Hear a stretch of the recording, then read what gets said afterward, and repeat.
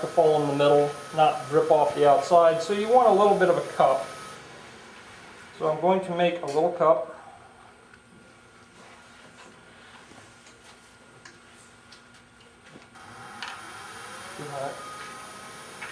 This is going to take some time getting used to this. This is a brand new lathe. If you guys haven't seen it, it's still a little stiff. And greasy. And greasy. Wasn't here yesterday.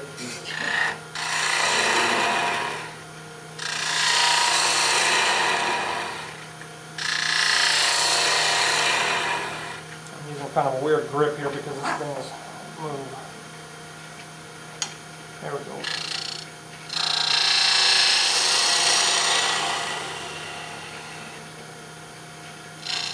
I'll get right out here on the edge. Now this is a spot where a detail gouge commonly will catch and swirl on you. When you start that cut, make sure that the very tip of the tool is vertical, if you can.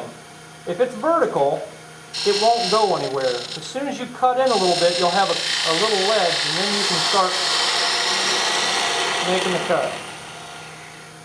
Once you have something to push against, you won't have that problem. Now, I would sand that perfectly clean. When you're doing multi-axis work, you need to make sure that you sand at every stage. You can't move the axis and then sand. It just doesn't work. You need to sand it there, right at that time. But I'm going to skip the sanding, obviously. I'm going to put a little dimple right in the middle. That dimple is for the drill bit later on. I could drill it now, but I think it might compromise the strength of that joint right there, so I just avoid to do it later, and I just do it on the drill press just to save myself the time of putting in all the pieces. Okay, so now I need to fit this guy over the top, and I'm too big, which is what I expected. Something I learned this morning. You don't want the fit to be too snug. A lot of times when you're doing a box, you want the fit of something like this to be really tight at first. Well, because I make this piece fairly thin, this shelf here is really pretty thin, and I said this is the most fragile spot. If you cram that in there and you jam it on there, oh, you got it. It's actually looser than I want, but it'll work. Excuse me. If you jam it on there, then later when you go to pull it off, you can just crack it right into pieces, which is exactly what happened to me.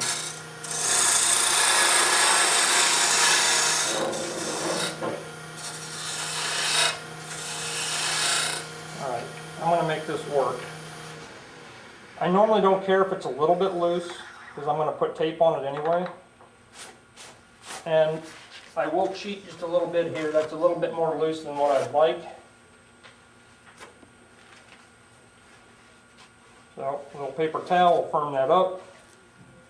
It's cellulose shim stock. Cellulose shim, I like that. I can't even say it. Cellulose shim stock.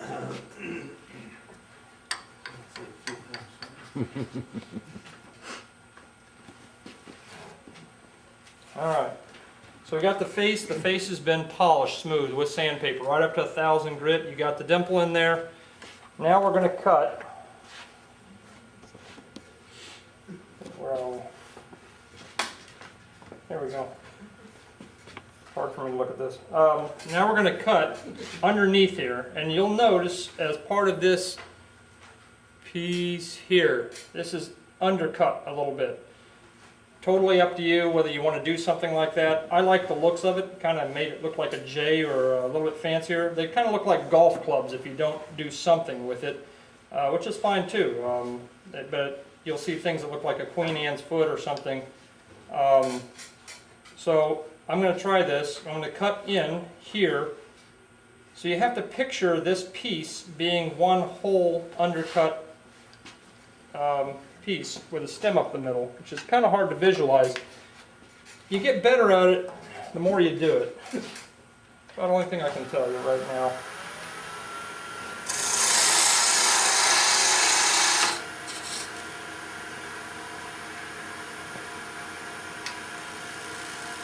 There's some of the cellulose shim stock.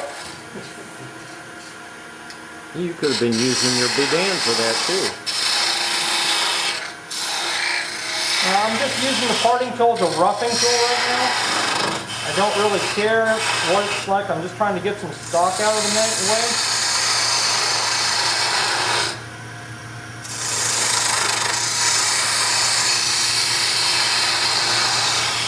A little note about the parting tool.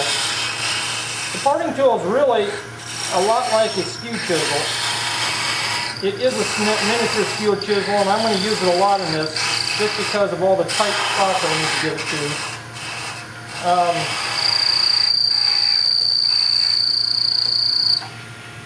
When you're using it, try not to stick it into the wood straight. Slice with it at an angle so that you get a clean cut with the parting tool, just like a skew chisel. You wouldn't just shove it in straight and scrape the wood. I see a lot of people take the parting tool and they shove it straight in, and it works, yes, but it'll work a lot better if you go in at an angle and just follow the contour using the bevel.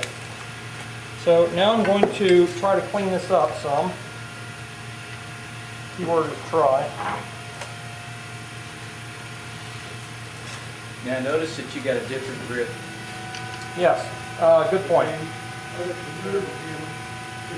Can you zoom in on my hand here? Oh, can you come around to the side? I think we can see it better with this one. Good. This is important to me. This was a game changer in my turning experience. Michael Mocho taught me this. If you know his name, he's a pretty good turner. This is a 3-point contact grip, so you can't do it with all tool rests. I've got one finger under the tool rest. Be a little careful. Some tool rests, your finger will stick out too far and hit the wood going around. Okay, but the wood's going the opposite way. It's pushing away from your finger, so if it touches, it's not really going to do anything. But still, I like to have the, I bought the robust tool rest specifically because I like this grip. Tool here, 3 fingers, whatever you can get around the bottom of the tool, and your thumb on the top touching the tool rest. I have extreme control over this tool right now between my fingers and my hand. When you're doing it across the top, you can also get a little bit better grip if you get like this bone of your pinky right against the tool and your thumb down here. Get as much of your hand on the tool rest as you can. I really like this grip down here. If you can do it, that's preferred. And when I'm working this far off the tool rest, you need as much control as you can possibly get.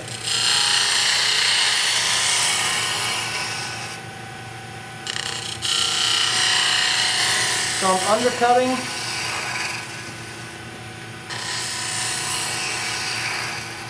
I'm going to come up to that point. Now notice you have a bead on this one when you do I'm going to put a bead on this one too in just a minute. This is going to be difficult to do with this tool. I'm already hitting the back side, but you can't see, but I'm already hitting the rim. By the way, it's good to knock that sharp corner off that rim there. You learn that first time you hit it too. Skew chisel. Some people this really bothers them. It used to bother me too. Hopefully I won't screw this up, but I'm going to... Negative rake scraper. Yeah. Can opener. I'm going to make a nice slicing cut right off this tip all the way down. This is the only way I could possibly get this cut in.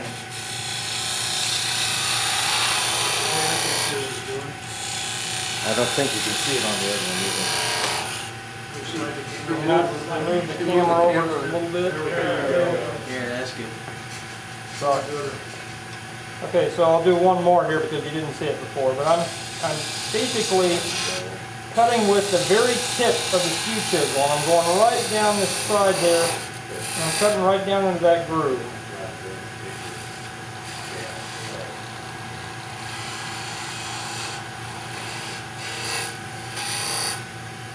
With the tip and not the heel. Yes, with the tip. With the tip. I'm going to reach down in here. I don't know if you can see this. Yes, you can pretty well. This is a little bit big for me still. I like to go to about a half of an inch or so. Doing that with the parting tool. Now, a lot of this I have to do with the parting tool. Like I said, the parting tool is like a skew.